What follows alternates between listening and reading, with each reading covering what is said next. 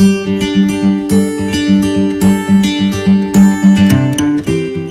वालेकुम दोस्तों, आज हम जिस टॉपिक के बारे में आप लोगों को अपडेट करेंगे वो आजकल करंट इश्यू बना हुआ है और उसके बारे में काफ़ी लोग परेशान भी हैं और उसके बारे में तजस्सुस भी रखते हैं कि किस तरह से उसका इलाज किया जाए और उससे किस तरह से बचा जाए। लेकिन बदकिस्मती से अभी तक कोई ऐसी चीज़ फ़िलहाल नहीं है जिससे हम उससे ये कह सकें कि हाँ, हम इस मूजी मर्ज़ से अपनी जान छुड़ा सकें। कुछ ऐसी तदाबीर हैं जिनकी वजह से हम अपने आप को बचा सकते हैं, लेकिन लॉन्ग टर्म तक वो तदाबीर भी इतनी कारआमद नहीं है, क्योंकि एक बंदे या 2 बंदे या 10 बंदों के करने से इनमें कोई ख़ास फ़ायदा नहीं होता। अलबत्ता हाँ, जब सारे लोग उसी पे अमल पैरा हों तब जाके उसी चीज़ को हम कंट्रोल कर सकते हैं। लेकिन फिर भी आजकल एक नई चीज़ लहर सामने आ गई है दोबारा से, जिसके बारे में हम आपको डिटेल से बताएंगे कि किस तरह से उसके ख़िलाफ़ हम अपने एहतियात करें ताकि हम अपने आप को सेफ कर सकते हैं।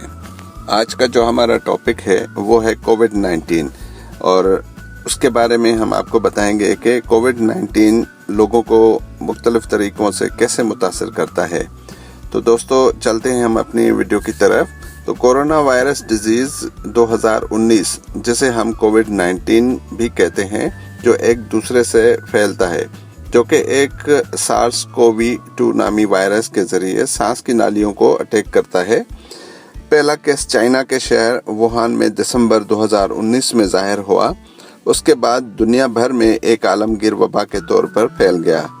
बहुत से लोगों में बिल्कुल कोई भी अलामत ज़ाहिर नहीं होती, लेकिन कुछ लोगों में शदीद किस्म के अलामत ज़ाहिर होते हैं, जिसकी वजह से उनको कई हफ्ते अस्पताल में दाखिल रहना पड़ता है।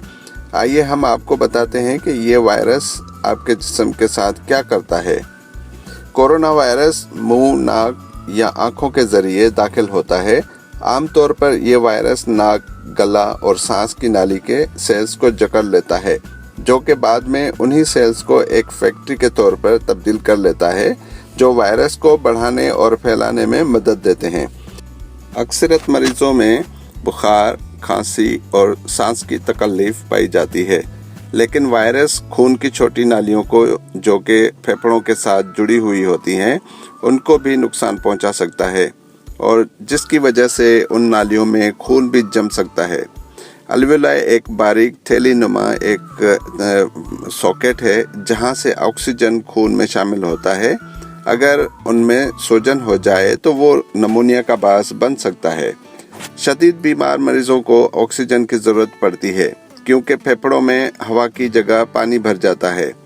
कोविड-19 सिर्फ फेफड़ों को ही नहीं नुकसान पहुंचाता, बल्कि कुव्वत मुदाफ़अत को भी कमज़ोर करता है, जिसे हमारा जिस्म इस बीमारी के लिए इस्तेमाल करता है। हमारे जिस्म में साइटोकिन एक प्रोटीन्स का ग्रुप है जो इस कुव्वत मुदाफ़अत का एक हिस्सा है, जो हमारे दफ़ाई निज़ाम को मुतल्लिका बीमारी के बारे में मालूमात फराहम करता है। कोविड-19 के सीरियस मरीजों में ये निज़ाम बहुत तेज़ी से काम करता है। अगर ज़्यादा से ज़्यादा साइटोकिन्स जिस्म में जमा होना शुरू हो जाए तो अपने ही जिस्म के तंदुरुस्त खलियों को नुकसान पहुंचाना शुरू कर देता है, जैसे हम साइटोकिन्स स्टॉर्म कहते हैं।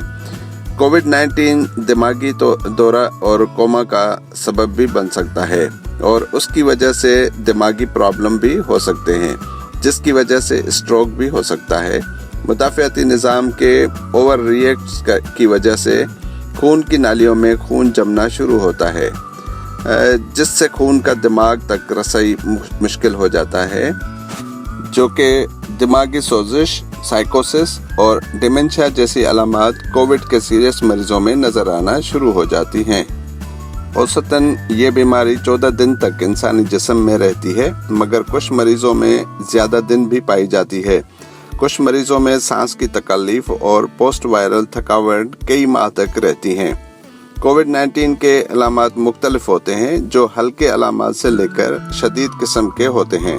आमतौर पर जो अलामात होते हैं उनमें से बुखार, खांसी, थकावट, सांस लेने में मुश्किलात और टेस्ट और स्मेल की कमी शामिल है। इस इन्फेक्शन के हामिल लोगों में मुख्तलिफ अलामात भी हो सकते हैं और उनकी अलामात वक्त के साथ तब्दील हो सकती हैं। मिसाल के तौर पर अगर एक शख्स को ज़्यादा बुखार, खांसी और थकावट हो सकता है तो किसी दूसरे शख्स को बीमारी के आगाज़ में ही कम बुखार हो सकता है और एक हफ्ते के बाद सांस लेने में दुश्वारी पैदा हो सकती है।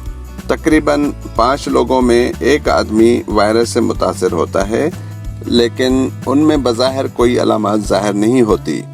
ऐसे लोग जिनमें कोई अलामात नहीं होती तो वो वायरस का टेस्ट भी नहीं करवाते, तो ऐसे अफराद उस वायरस को ज़्यादा फैलाने का सबब बनते हैं।